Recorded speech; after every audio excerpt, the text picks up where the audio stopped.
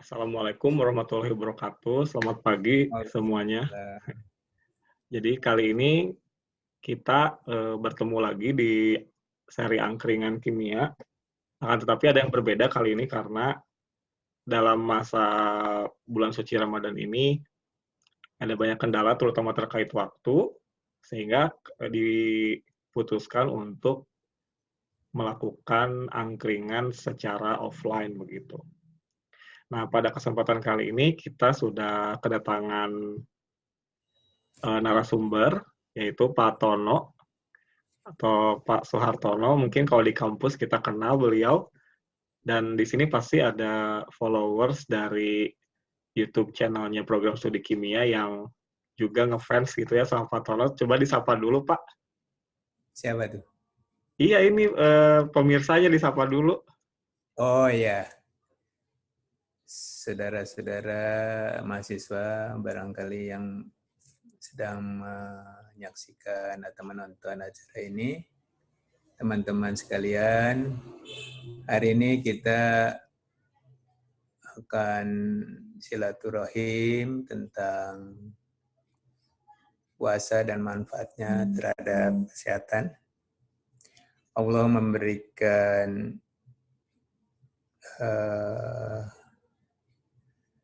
aturan atau kewajiban kepada kita sebenarnya tidak mungkin tidak ada manfaatnya. Ya. Betul. Jadi puasa ini memberikan manfaat banyak terhadap kita, terutama yang kita bahas hari ini adalah tentang kaitan puasa dengan kesehatan. Oke, Begitu saya jadi kira. sangat ini ya Pak, berhubung ini awal-awal bulan Ramadan, kemudian Bapak juga kan di kampus itu mengampu mata kuliah biokimia, tentu saja bisa menjelaskan kaitannya antara ibadah yang sedang dijalani oleh umat muslim gitu pada saat ini dengan ilmu pengetahuan tuh. Jadi mudah-mudahan kita dapat penjelasan-penjelasan mengenai beberapa hal gitu. Nah, di sini saya ingin menanyakan dulu Pak, ini juga sebetulnya pertanyaan telah saya kumpulkan dari beberapa pihak begitu ya. Nah, jadi yang paling pertama ini adalah menurut ilmu kesehatan gitu ya yang sesuai dengan mata kuliah yang Bapak ampu begitu, puasa itu apa sih Pak kaitannya gitu? Mengapa Oke, harus puasa begitu ya? Silakan Pak. makasih. Karena puasa merupakan suatu rukun Islam yang ketiga ya. Ya, Jadi suatu kewajiban bagi seorang muslim untuk melakukannya jika dia memenuhi syarat. Syaratnya pertama tidak dalam dalam keadaan sudah balik, kemudian tidak sedang berhalangan atau dalam keadaan suci. Kemudian ada aturan-aturannya yaitu tidak makan mulai dari fajar sampai tenggelam matahari. Itu kurang lebih 14 jam ya. iya betul. Itu yang disebut dengan kalau dalam istilah dalam kedokteran itu disebut dengan fasting, full fasting. Tapi 14 ada jam gitu ya juga Pak. dalam eh, kebutuhan laboratorium ada juga puasa malam. Nah itu puasa malam tuh jadi waktu menjelang tidur hanya boleh minum sampai bangun tidur, kemudian pergi ke laboratorium, diambil sampel darahnya atau cairan lainnya, tapi umumnya biasanya diambil darah total untuk diuji biomarkernya seperti glukosanya, menguji imunoglobulin dan lain sebagainya. Nah, untuk Ya, diteliti. Nah, itu biasanya puasa untuk kepentingan klinis. Nah, puasa untuk kepentingan penyembuhan juga ada, misalnya dalam bidang penyakit, terutama orang yang menderita diabetes, ya, orang yang menderita tekanan darah tinggi, orang yang menderita kardiovaskuler, yaitu gangguan sirkulasi, biasanya juga dianjurkan untuk puasa. Mereka dianjurkan puasa intermittent, yaitu jam 10 mulai, nanti buka jam 6. Jadi kurang lebih 8 jam. Atau dia puasa jam 8, nanti jam 6 jam berikutnya dia buka jam 3 buka. Jadi ada Nah, di banyak sini macam-macam puasa ya Pak ya? ya ada juga puasa al- al- selang-seling, ya. Di Oke. sana Satu hari dikatakan puasa, puasa satu hari tersebut tidak begitu ya Pak? ya model puasa Nabi Daud. Nah, itu juga untuk penyembuhan ada. Oke. Banyak yang kita temukan bahwa puasa yang intermittent itu di sini dapat meningkatkan kekebalan tubuh.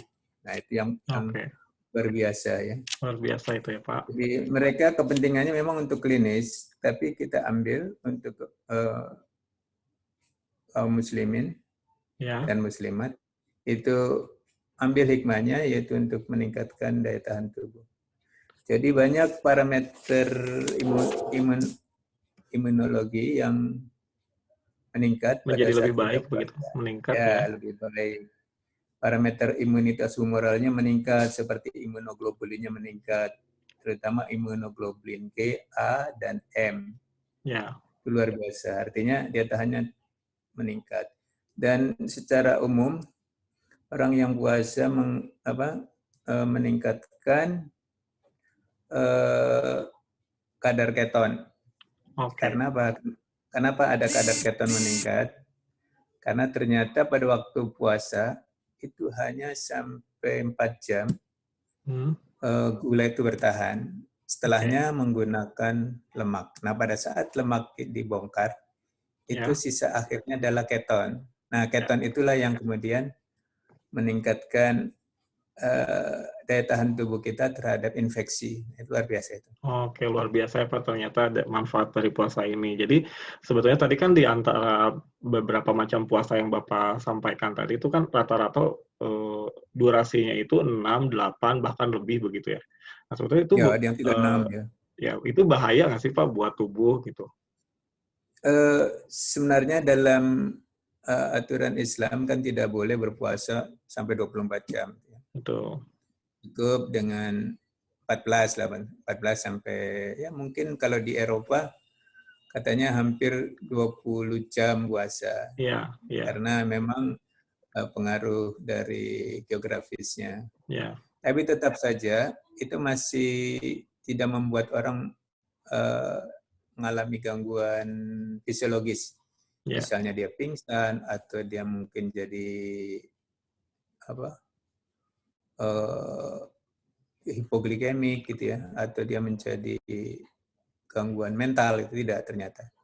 Dan itu Oke. sudah dibuktikan oleh beberapa universitas di Eropa, ya di Yale University itu di Fakultas Kedokterannya, bahwa keton itu dapat menurunkan respon peradangan. Jadi radang itu menjadi menurun pada saat keton itu mulai muncul. Oke. Nah, Jadi itu itulah mungkin luar biasa. di sistem dalam tubuh kita juga memang mendukung begitu ya Pak. Nah terkait tadi ada yang Iya. Bapak sebutkan tadi intermittent fasting gitu. Itu kan salah satu jenis puasa yang banyak dilakukan oleh para pejuang diet gitu Pak. Jadi dengan Ya, harapan ingin mendapatkan berat badan yang menurun begitu. Dan memang dari beberapa artikel juga saya lihat intermittent fasting itu cukup cepat gitu menurunkan berat badan. Nah, kira-kira kenapa sih Pak betul. kalau puasa intermittent fasting itu orang-orang khususnya untuk yang diet gitu ya Pak, itu terlihat sangat tersiksa gitu. Sementara kalau kita melakukan puasa pada bulan Ramadan misalnya atau Iya. mungkin teman-teman ada yang melakukan puasa Senin Kamis, itu baik-baik saja gitu Pak. Nah, itu bagaimana Pak? Oke, yang intermittent fasting itu kan sebenarnya dia tidak punya niat untuk puasa. Jadi niatnya bukan karena iman, Melewati niatnya makan ya karena Pak? fisik. Di Oke. situ kan. Ya, Ya, ini intinya di situ. Kalau orang niatnya dengan iman, itu sampai ke hipotalamus dia punya program. hmm. Jadi diprogram Oh dari gitu bedanya otaknya, ya Pak. kemudian diprogram sehingga pada saat waktunya makan itu dia dapat dapat tertahan, tidak ingin makan, tidak ada rasa lapar. Jadi otomatis pada saat itu juga asam lambung tidak keluar karena diniati itu.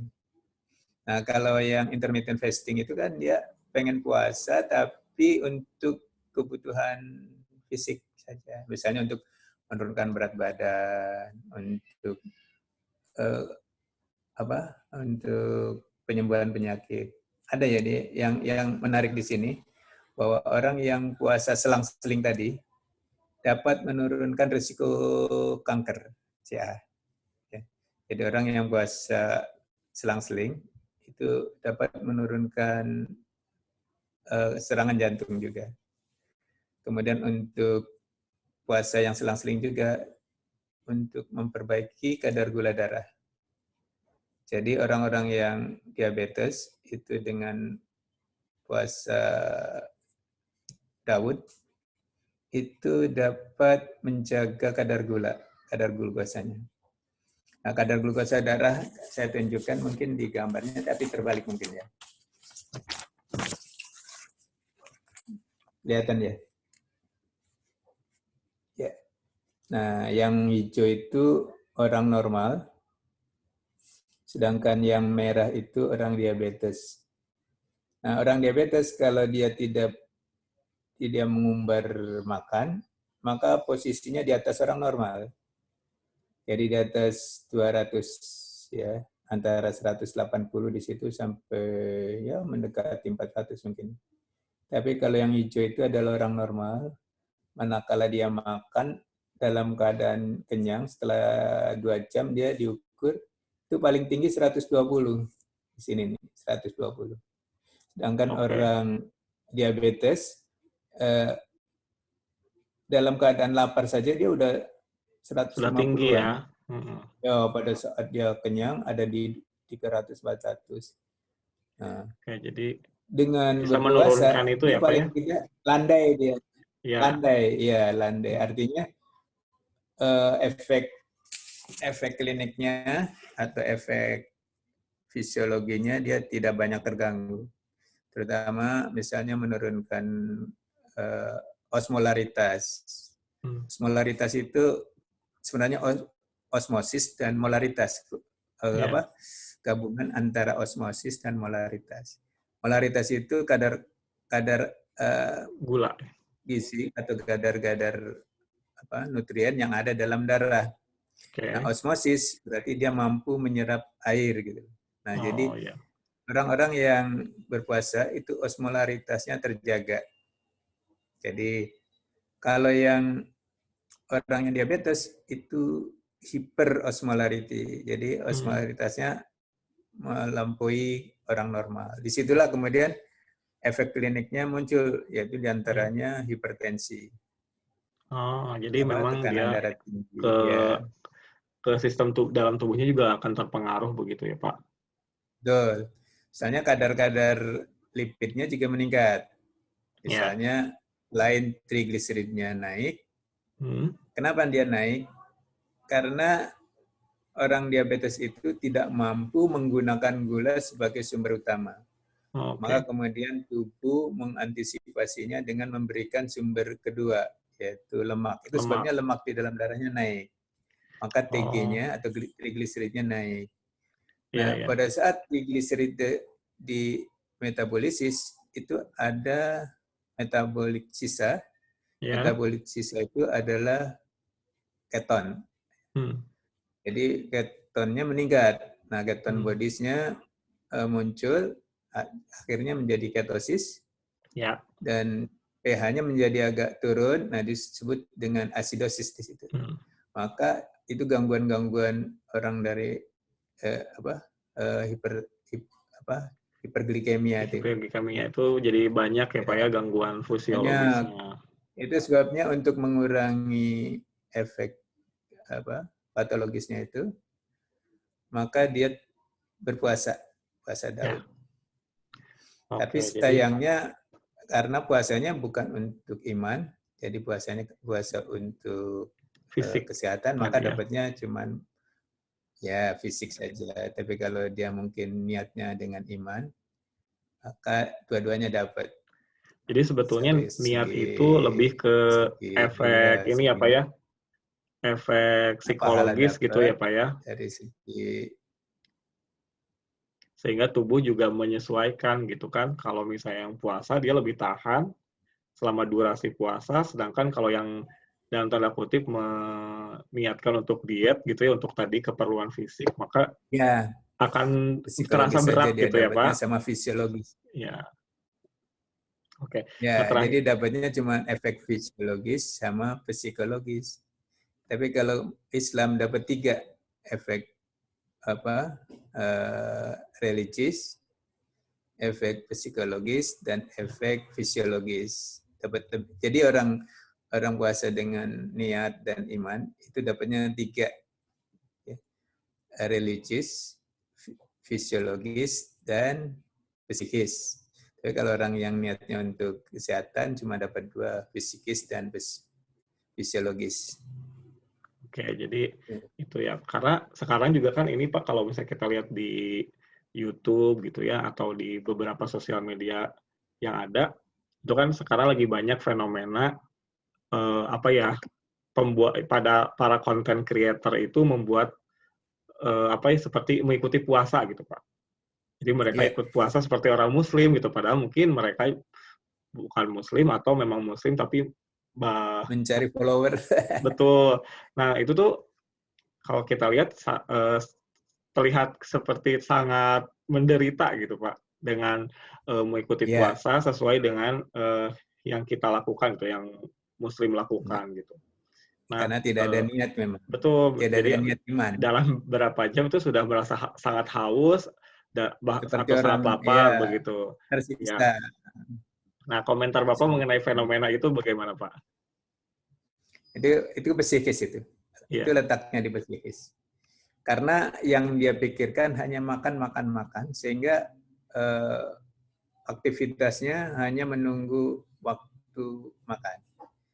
Nah, sehingga secara hormonal, hormon-hormon adrenalin atau epinefrin itu tidak muncul. Nah, sehingga rasa lapar itu menjadi meningkat. Kenapa tidak muncul? Pada saat orang beraktivitas, itu hormon adrenalin atau epinefrin itu meningkat. Pada saat itulah, walaupun glukosa darah kita di bawah 80, misalnya 70 atau ya mungkin 80 ya, tapi kita tidak merasa lapar karena ada uh, suplemen baru. Di sana adalah lemak tadi, lemak yang diubah menjadi asam lemak dan glycerol. Nah, di sanalah sumber energi baru sehingga tubuh akan menggunakan bahan itu sebagai pembangkit energi kedua setelah glukosa. Nah, disitulah kemudian orang menjadi tidak lapar. Nah, lapar itu sebenarnya adalah ukuran energi yang ada di dalam sel itu menurun. Nah, biomarkernya bisa glukosa. Glukosa turun, orang jadi lapar. Begitu glukosa naik, orang tidak lapar. Oke, jadi memang tadi ya kembali ke apa tujuan dari puasa itu untuk apa gitu ya, Pak. Jadi Betul. memang pada dasarnya yang menyebabkan kita kuat puasa itu adalah lebih ke psikis gitu ya, Pak. Kalau Psikis ilmu ya. kesehatan ya. Ya karena Psikis memang kaitannya dengan hormon tadi ya, betul. ya karena memang kalau misalnya kita lihat yang Muslim itu bisa berpuasa bahkan kalau misalnya saya pengalaman itu Pak, walaupun tidak sahur itu kita masih bisa menyelesaikan sampai maghrib gitu. Ya, Ya gitu. Jadi memang dan betul. karena Karena orang kesiangan tidak puasa sempat sahur gitu 40 kan. hari, Ya Pak? ya, kuat ya. Karena lemak kita itu bisa bertahan sampai 30-an hari. Ya. Oke. Ya Nah, tanpa setelah makan itu ya kan Pak. ya tanpa makan, lemak kita yang ada dalam tubuh itu bisa bertahan sampai 30-an hari.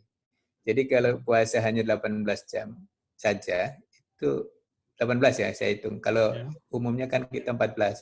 Ya. Nah, kalau 18 saja orang puasa itu nggak akan apa-apa. 36 jam pun tidak apa-apa. Jadi orang yang tidak makan 2 hari, ya, tidak apapun yang masuk itu nggak apa-apa. Tapi memang mungkin dehidrasi sedikit. Kalau dia minum ya mungkin naik, tidak dehidrasi. Tapi untuk orang-orang zaman dulu yang ingin mencari kesaktian, kan ada yang puasa 40 hari. Nah dari sana orang Barat menggunakan hasil penelitian, bukan mereka yang puasa 40 hari, bukan. Ternyata dia ngambil orang-orang di Pulau Jawa ini, ada orang Sunda, orang Jawa, ada orang mungkin orang Kalimantan dan lainnya, berpuasa sampai 40 hari tanpa makan. Kemudian setelah itu dia mendapatkan apa gitu. Nah disitulah kemudian dipakai oleh ahli-ahli gizi untuk mengukur bahwa tubuh itu tidak akan mudah mati hanya tidak makan 18 jam atau 14 jam.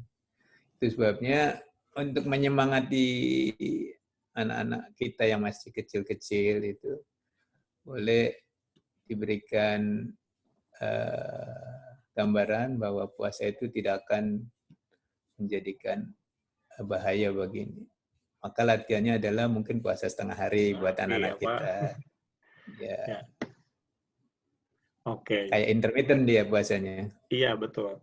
Karena saya juga jujur pernah melakukan intermittent itu ya Pak. Jadi kalau misalnya saya start dari jam 10 malam sampai jam 10 pagi gitu, waktu itu saya pernah, itu jam 6 pagi itu memang sudah lapar Pak, dan itu sangat-sangat memang beda gitu perasaan saat intermittent fasting dengan puasa seperti biasa gitu. Padahal puasa itu sudah melewati waktu tidur 8 jam gitu Pak. Betul. Sebenarnya normal kita juga dalam kehidupan sehari-hari di bulan-bulan lain itu juga puasa. Yeah. Yaitu pada waktu kita mulai tidur jam 8 atau jam 9, kebangun-bangun jam 6, itu tidak langsung makan tentunya. Maka orang makan pagi zaman dulu kan disebut breakfast. Breakfast itu memecah puasa. Makanya orang Barat itu menggunakan istilah makan pagi itu breakfast karena dianggap semalaman itu berpuasa. Nah, tapi kalau orang itu yang baru tahu. Iya. Nah, untuk para warganet yang sedang menonton video ini, silakan tuliskan pertanyaannya di kolom komentar.